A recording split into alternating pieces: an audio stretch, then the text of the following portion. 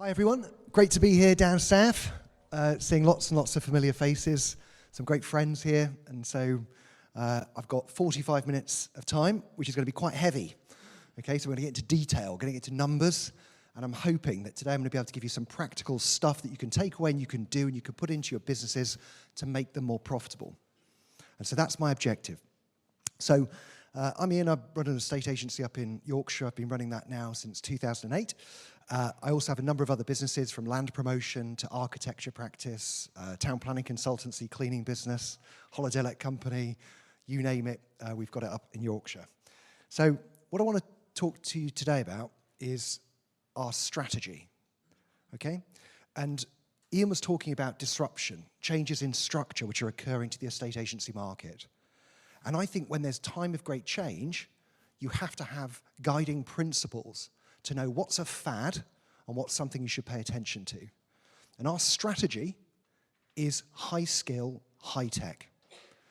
And what that means is that we believe that estate agents are not paid enough money to attract and retain the top talent. And in order to be able to pay people more money, we need to generate more profits. In addition to that, we need to be able to operate with fewer people. So fewer people, better paid. And what I want to do is I want to try and bring that to life for you, to give you a bit of the journey that we've been on and some of the incredible mistakes that I've made, so you don't have to make them, and give you an example of high-skill, high-tech tactics. So I'm going to talk to you about how we've deployed conversational AI into the business. I'm going to talk to you about how we've developed a self-employed brokerage model. I'm going to talk to you about how we've changed our charging structure completely. And here's the thing, AI is going to obliterate tens of thousands, if not hundreds of thousands of jobs across the UK, millions probably. But I do believe that there's going to be a huge upside to this for the people who can upskill themselves to come out of this on the other side.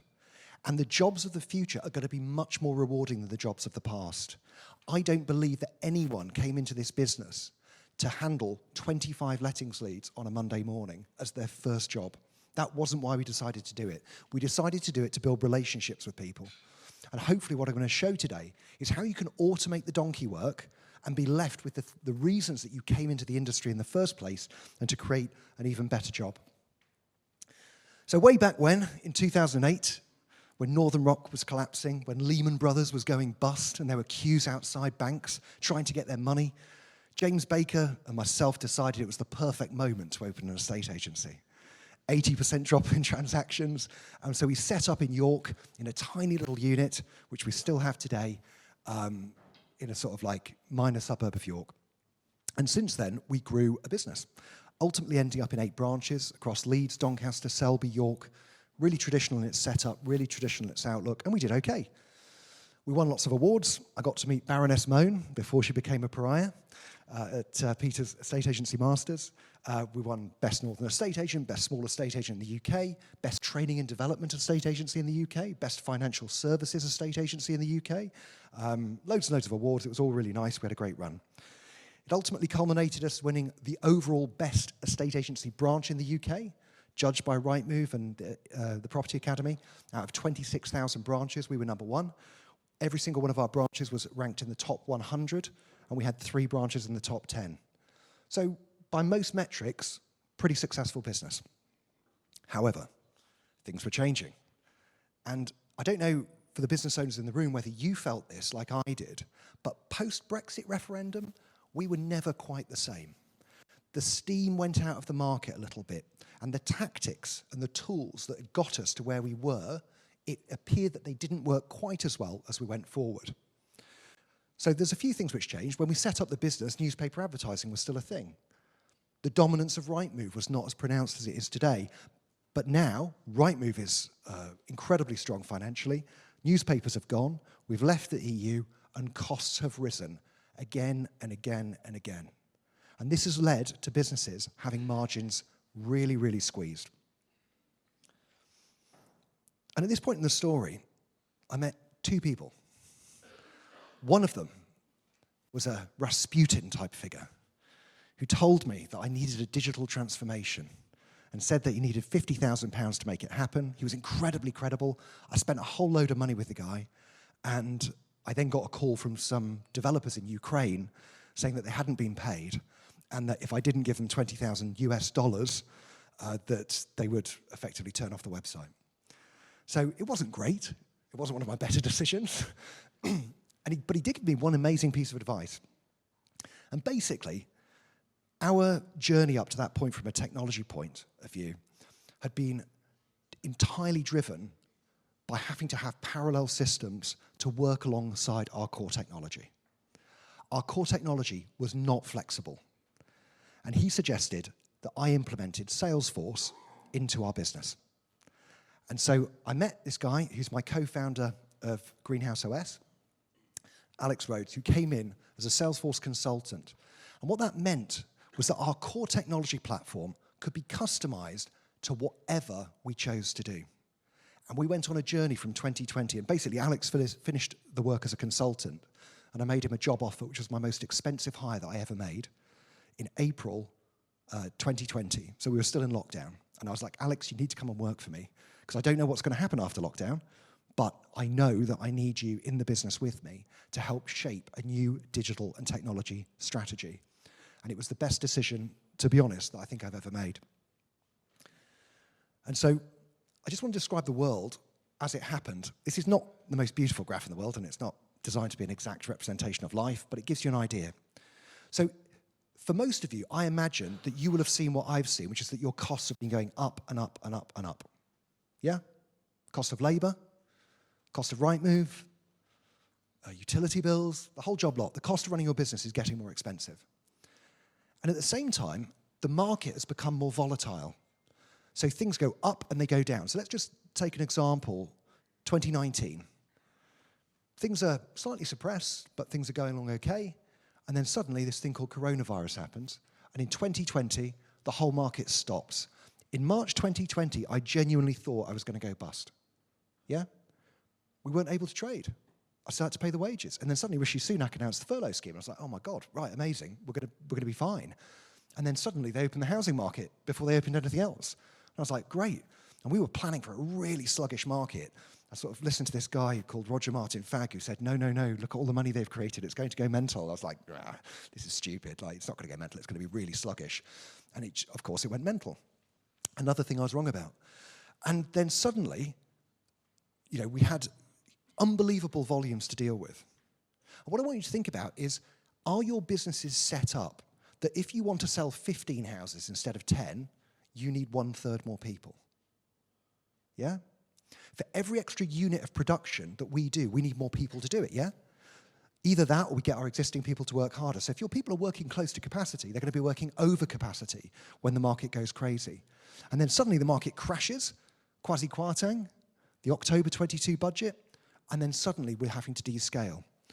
And one of the things I believe in really strongly is this idea of trading fixed cost for variable cost. So fixed costs are the ones that you can't change every month, no matter how much of, how many exchanges you have, those costs remain the same, and variable costs go up and down with revenue. But look at this. So this is a slide which I've shown before, but in 2015, the minimum wage was £14,000 for a full-time employee. And the average estate agent at that point in time earned £22,000, a 58% premium on the minimum wage. And look what's happened now. If you want to employ someone on minimum wage, it is 24 grand a year now. So if we'd kept up that premium that in 2015, so we're only talking 9 years ago, if we kept up that premium, we'd be at 37,596 now. 38 grand to keep that same premium. Now, how many of your entry-level staff now are at £38,000 as a base salary? Anyone? Boom, love that. Obviously works in central London. Okay. So one out of the room. Okay. So when we're starting to scratch our heads and saying, hey, the kids of today aren't as dedicated as they used to be. They're not prepared to go out and work Saturdays. They're not prepared to work till 7 o'clock at night. Would you work till 7 o'clock at night for minimum wage? When you could get more money working at Tesco's? So we've got a fundamental structural problem in our business, which is that we have to create an environment where people can earn proper money for selling houses. But what you're also probably experiencing is that if your costs have gone up, where's that money going to come from? So I want to give you a little bit of an example. This was our FTE, our full-time equivalent, how many people we employed across the companies in 2021. We had 110 FTE. I now have 28. We do more turnover now of 28 people with 26 self-employed than we did 2 years previously. The average person at that point, again, bearing in mind we're up in Yorkshire, was 26,362. We're now paying people 60% more. Fewer people, better paid.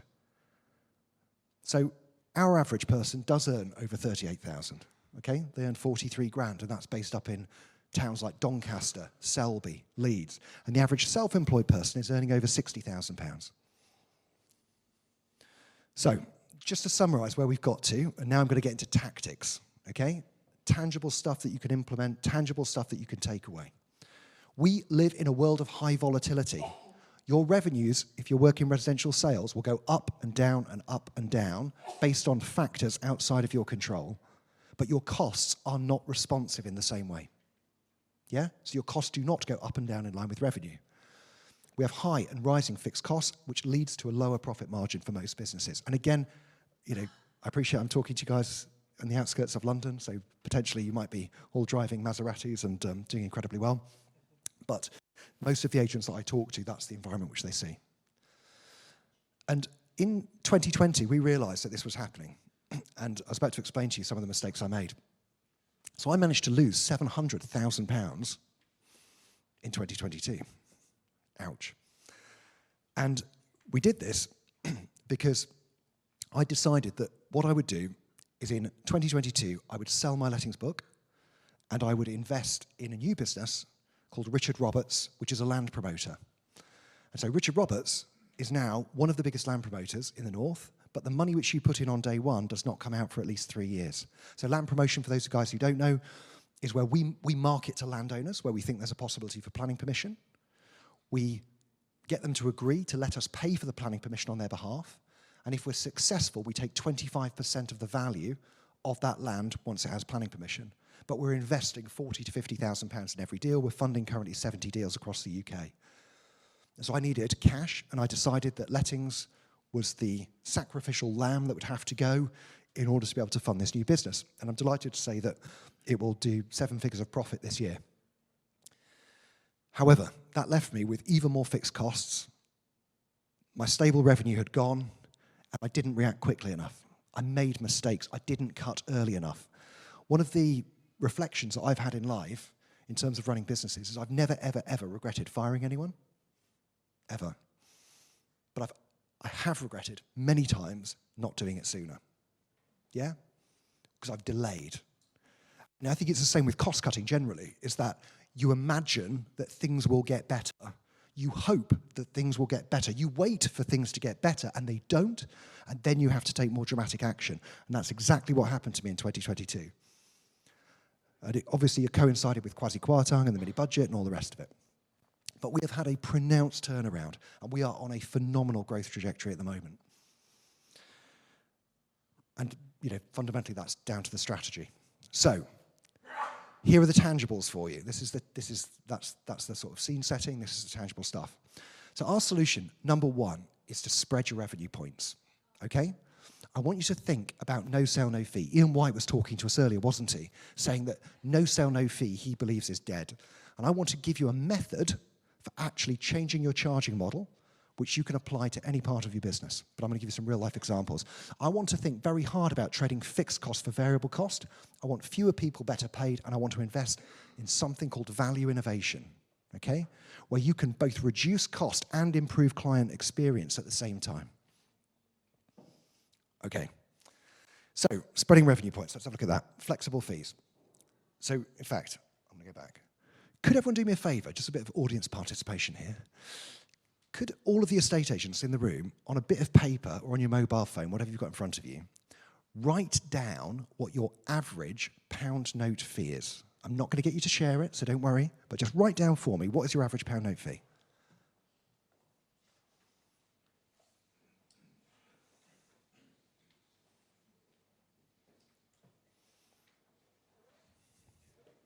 Notepad's coming out. Good, yeah. Okay, so hopefully, even if you haven't written it down, you've got a number in your head.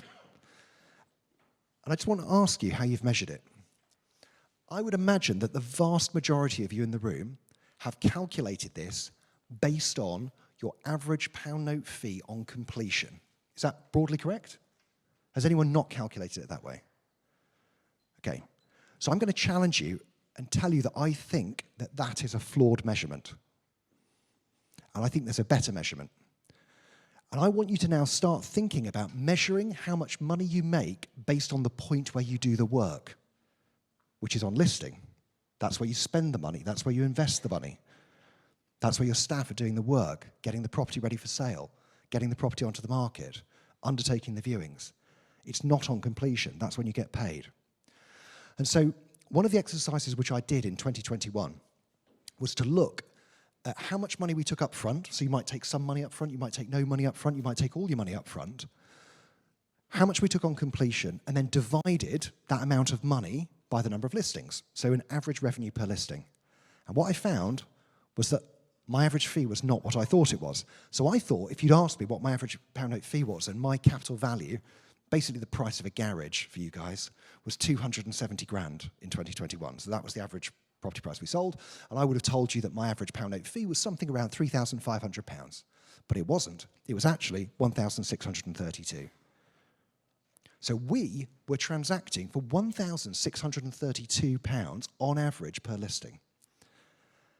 And over this period of time, we've now increased the amount which we get per listing to £2,610. So if you convert that into what's my fee on completion, on a 330 grand average capital value, which it is now, we're now well over 5,000 quid. And we've done it through giving the customers choice. So inside our CRM, we have got a fee slider which can be presented on an app, can be presented on a tablet, which effectively allows the customer to choose how much they pay. Now, some people get squeamish about charging customers up front and think that maybe from a sort of ethical point of view, it's not the right thing to do. And what I'd like to challenge you with today is that if you operate an exclusively no sale, no fee model, I think you're overcharging the customers who do sell to pay for the customers who don't. Does that make sense? In other words, you're doing work for customers who you make no charge for. In fact, half of the customers that you do the work for, you don't charge. So what you have to do is you have to charge the customers who do transact even more. Does that make sense? So effectively, my philosophy on this is I try to price in to the fee the risk that I'm taking by not taking any money up front. So I want you to imagine a 1% estate agent. Yep. You charge 1%.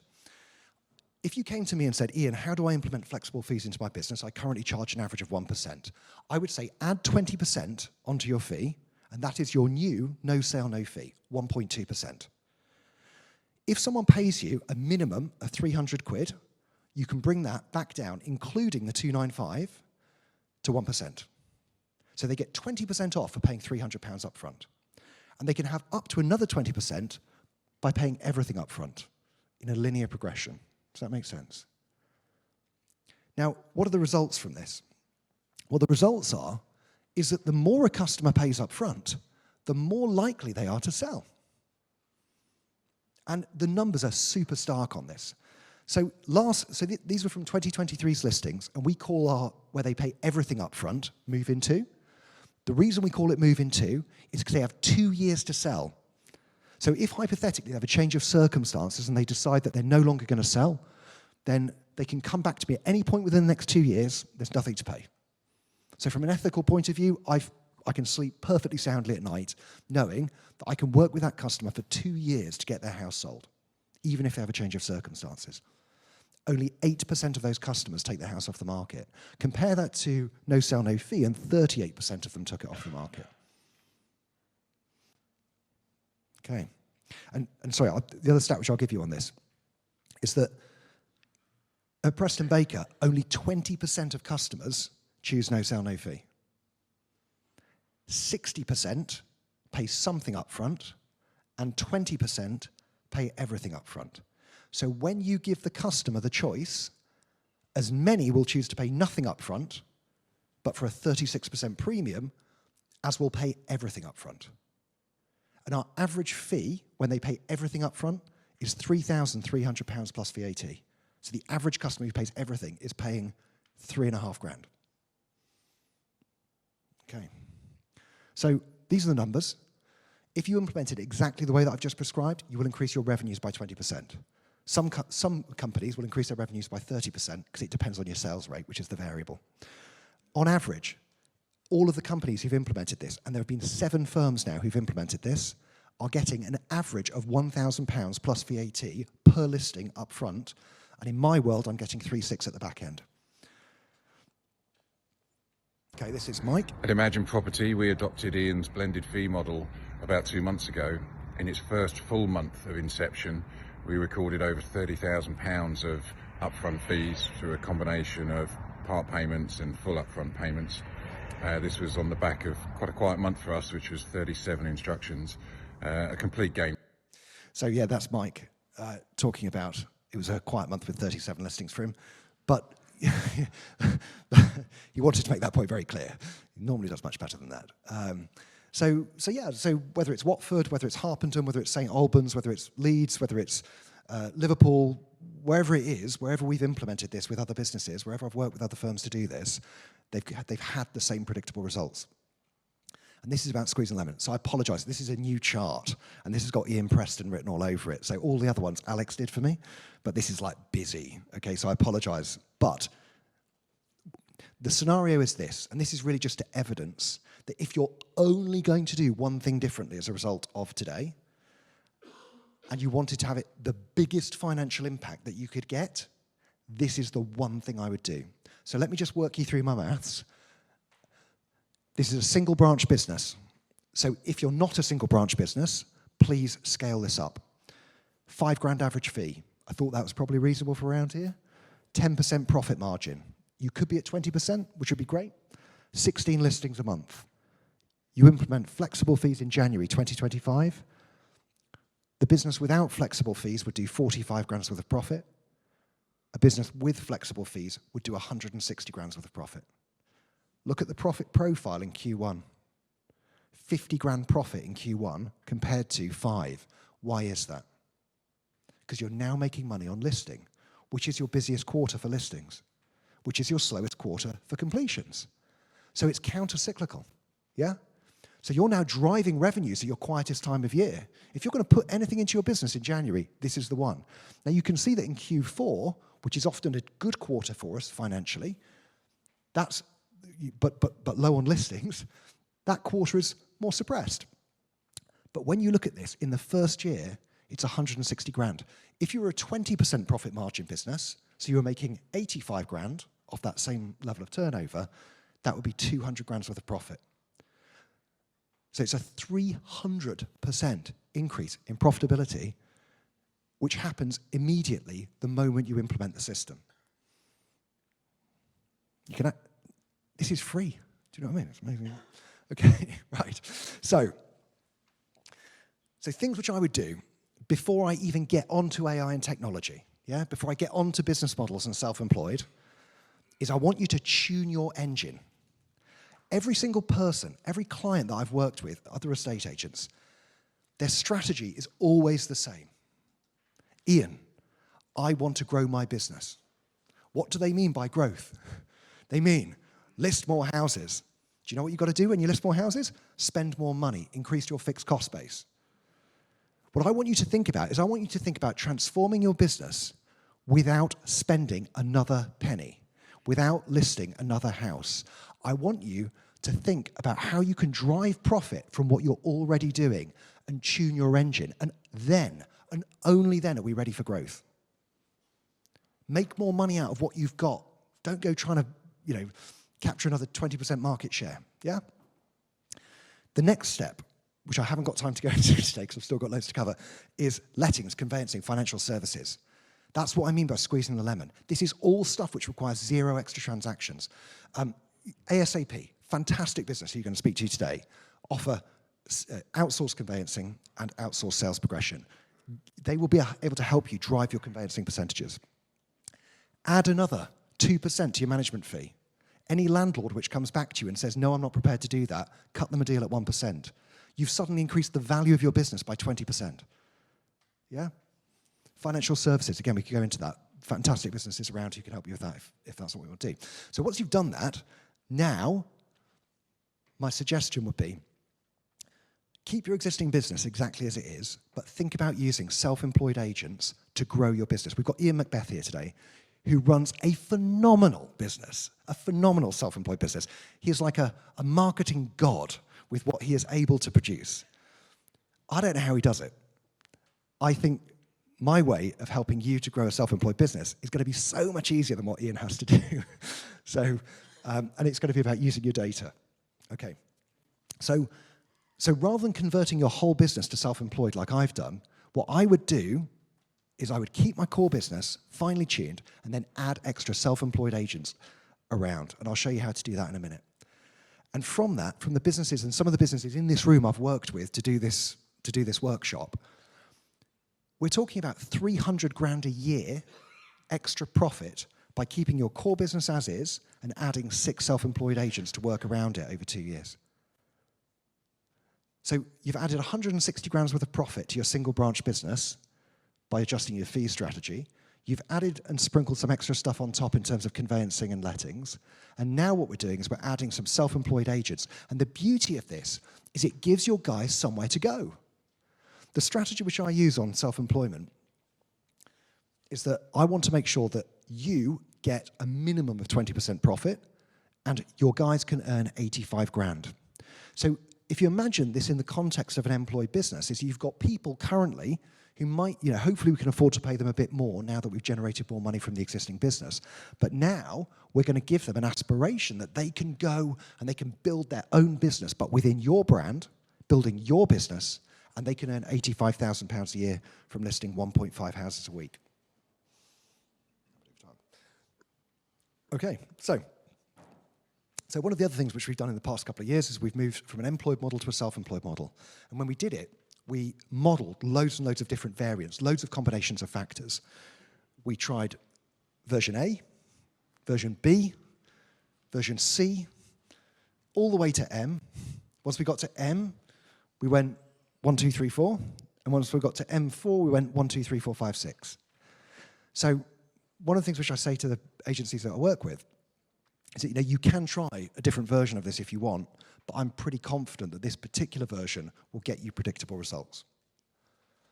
And the keys to the model is that it's about the revenue split, it's about who handles the leads, it's about what the marketing budget is, the individual earning potential, how many listings per agent, how long does it take an agent to spin up.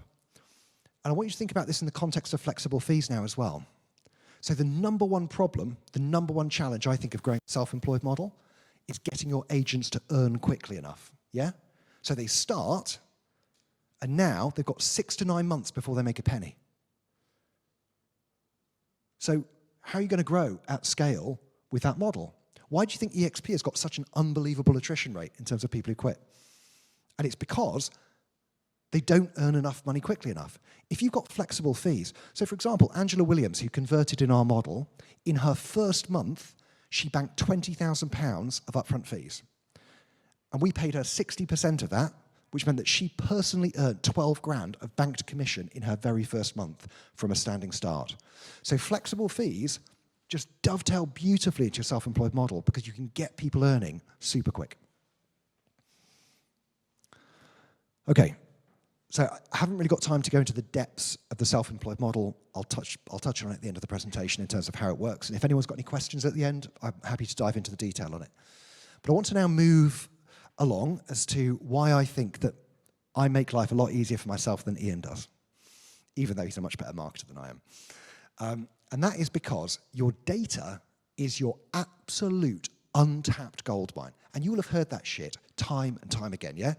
Who's heard that their database is really valuable? Who does anything with their database? Not many. Okay, so what is your database? Your database is a collection of records in a totally unsorted fashion. Completions, inquiries, buyer inquiries, so applicants with houses to sell, old valuations, old withdrawals. And what we do with our CRM is that we structure that data completely differently. So imagine that you are imagine that you have an estate agency in Twickenham, and there are 25,000 chimney pots in Twickenham. We populate your database with every house which exists in Twickenham, every house on every street, how many bedrooms it's got, what the estimated value is, what the EPC rating is, its listing history, so when it was on the market, with whom and for how long, and all of that is pre-populated as your base layer of your database. Then what we do is we take all of this old crap data, and the thing to remember about data in an estate agent's database is, why did they contact you? And they contacted you because they were thinking about changing addresses, which means that all the addresses you've got, a high percentage of them no longer live there. So what we do is we cross-reference your data where someone identified themselves as owning that house, and then we assess it against land registry to say, did they sell that house from the time where they contacted us? So imagine it's an LVA, a Rightmove Local Valuation Alert, which you never spoke to, and they sent it to you in 2015. We check that whether that person still owns that house, and you might never have spoken to this person. No one's going to call through their LVAs from 2015, are they? Ever. So we don't lose the contacts when they've moved, but what we do is we then identify a current property ownership database. So in my world, I have 73,000 live property owners who I know own that house. And that data is unbelievably valuable. And in the context of self-employment, and I'll make one more point on it. So the other integration which we have is with 20EA. So on-market data. So if you imagine all of those chimney pots within Twickenham, we're now changing the status live inside the database as they list for let, for sale, price reduce, fall through. So now you've got both known properties where you know the owner, you've got their email address, you've got their mobile telephone number, and you've just seen that they've price reduced. So as I was in the Uber on the way here this morning, I was sending messages to my self-employed agents going, have you seen that fall through? Are you going to call them today? Yeah? So we've got on-market data where you can do DM if you don't know them, and you can do on-market data, SMS or WhatsApp if you do. Fine. So in terms of the context, and then to return to my Ian Macbeth observation, which is, I believe that in order for someone to earn 85 grand, they have to be able to list 1.5 houses a week, so 6 a month. And in order to be able to do that, I need to give them 1,000 of my property owners. So when I'm deciding on a patch size for a self-employed agent, I look for between 1,000 and 2,000 known property owners.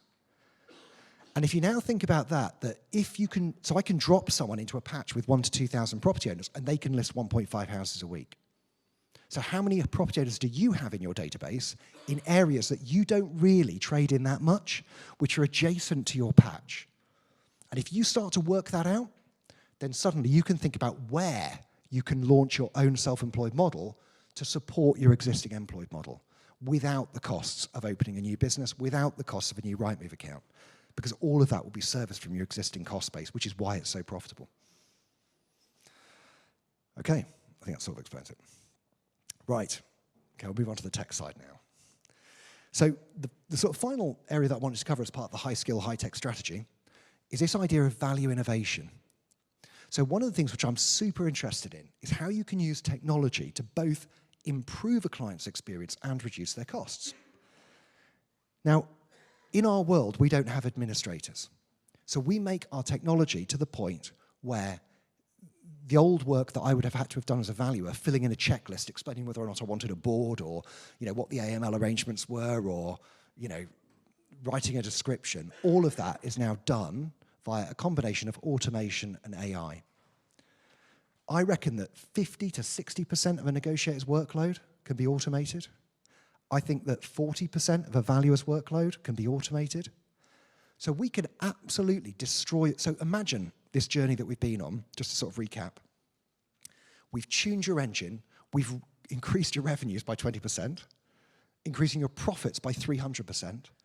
We've identified additional patches around your area which you can grow into to give your people somewhere to go, to create this unbelievable talent pathway. and they can earn 85 grand a year, and you can make £300,000 to £400,000 of profit per annum from 6 people. And now we're going to look at improving the efficiency of the engine under the hood. So how many people you need to scale. Because if you don't do this bit, every unit that you have in your employed business of extra productivity is going to require extra people. But if you can find a way that when the market goes mental, that your technology acts as your buffer rather than having to hire loads of people and then exit loads of people when the market crashes again, then suddenly you've got a really sophisticated model. So, Repeat, who are here today, have just launched their booking engine in terms of viewing booking. Street have got a booking engine. Our CRM has got a booking engine, yeah? So, but one of the things which when I chat to head of staff at Street and customers that I've spoken to from Street is I haven't found one customer at Street who has turned on their booking engine. It's mental, okay? And it's not Heather's fault, it's yours, okay? I'm gonna say that. And so agents are so far behind their customers, it's crazy. We're so far behind. I've mentioned already, haven't I, that I got an Uber here. Did I call the taxi company so that I could experience a better standard of customer service from Doreen at the taxi rank?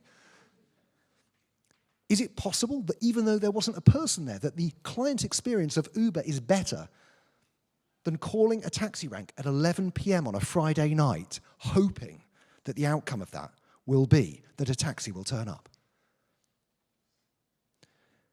How do we book our hair appointments? Obviously, it's not a problem I have. But, you know, Amazon. Who longs for the Amazon call center? Oh, I just wish I could call and order that really specific thing and spend 20 minutes trying to describe to the person on the other end of the phone what I wanted. But no, estate agents believe that the act of booking an appointment is such a special and such a wonderful experience for the consumer that they need to personally curate it. So here's a stat from the EA Masters, yeah? 53% of all of the leads that they sent to the best 20% of estate agents in the UK were totally ignored. Okay, let that sink in. 53% of the leads sent to the top 20 were totally ignored as part of the mystery shopper. Now let's just imagine this. Let's imagine that you wanted to book 6 viewings on a property this weekend. How many of those are going to be totally ignored on average? 3. So I've sent 3 leads in. I'm now waiting for 3 phone calls to come back of people to respond to my lead from Rightmove. 3 are not going to respond at all. How often do you guys now pick up your phone when someone calls you from a number you don't recognize? First time? Probably not, if you're anything like me. So the point being is, imagine you wanted to book 6 viewings. How on earth can this be a better client experience for the client to have to then call and chase the estate agent 6 times? Why do you get so many phone calls? Because we're not responding to leads effectively. And again, I should also say that we've got the wonderful Mike Nettleton here. He's got a fantastic product called Agent Response as well, which also does lead handling. So I'll try and give as many shouts out as I can. So this is a great example of value innovation. Being able to pick your time at the point, it does not diminish the experience of the consumer, it enhances it. Okay, so a little bit of future gazing, and it's actually not that much far in the future now. So this is the shit. This is the stuff which should give your negotiators nightmares. So my mission, what I spend my time doing when I'm not doing any of the other stuff that I'm doing, is I spend my time working on the world's best digital negotiator. And I'm hoping that at the EA Masters on the 5th of November, we will be able to showcase some really cool stuff at the Greenhouse stand. And specifically, my first objective with the world's best digital negotiator is to build a WhatsApp conversation which uses all of the information from your CRM to be able to close for viewings and financial services leads off the back of it. So imagine that you pour Rightmove leads and Zoopla leads in at the top and booked mortgage appointments come out the bottom alongside viewings. Now let's imagine that you then deploy that same conversation engine to accounts chasing and lettings. So someone doesn't pay their rent. So what we do is we start an AI-powered conversation to chase the rent. And what we've structured is it with A and B testing, which means that we're always running 2 versions of the conversation. So we work out which one of our combination of data and prompts leads to the best outcome for the consumer, or the outcome which we're looking for. So we have a success criteria and an A and a B test which is running in the background. So now let's imagine what this is going to look like as we go forward. This is a current application which is running in the Preston Baker database. So this is AI prospecting. So these are SMS conversations taking place with customers. Do you remember that example I gave with fall-throughs? So sales just fallen through. This is an example of a conversation taking place where the customer listed their house on the 11th of August of last year, and then the slow mover trigger fired on the 4th of October, and then we closed for the valuation. Every single message in green is AI. Every single message in yellow is the customer. No human being was involved up until the point where we closed for the business. So whether it's prospecting, whether it's inbound lead handling, AI and its capabilities is going to accelerate really fast. And this is, Ian talked about disrupting ourselves as an industry. I am a totally passionate advocate for independent estate agents. The reason that I started working with independent estate agents, other than my own business, is because I believe that unless independent estate agents step up, change our business models, are brave, we're going to end up being disrupted by a massive multinational of some description who is going to deploy this sort of technology which will commoditize us. And this industry does not need to be commoditized. Consumers need great estate agents to build amazing relationships. I do not believe for 1 second that estate agents don't offer tremendous value. But where we don't offer value, people, is in the world of booking a viewing or booking a valuation. That's not where we need to be deploying our resources.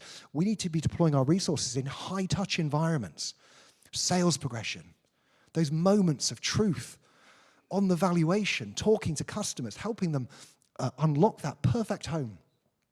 And that's really what I believe. And so my golden age prediction is that we're going to spend much more time talking face-to-face to consumers. We're going to spend much less time handling shitty leads and booking viewings and arranging appointments. That's not what we're going to be doing in the future. We're going to be building these relationships. But unless you charge more money and you give yourself time and space to do this, someone is going to commoditize you. So I mentioned very briefly that I work with agents. This is what I do. And if anyone wants a free 1-hour conversation with me to explore any of the topics, you can scan that QR code, which takes you to my website, and that tells you what I do. That's it. Okay. Thank you so much, guys. Really appreciate it.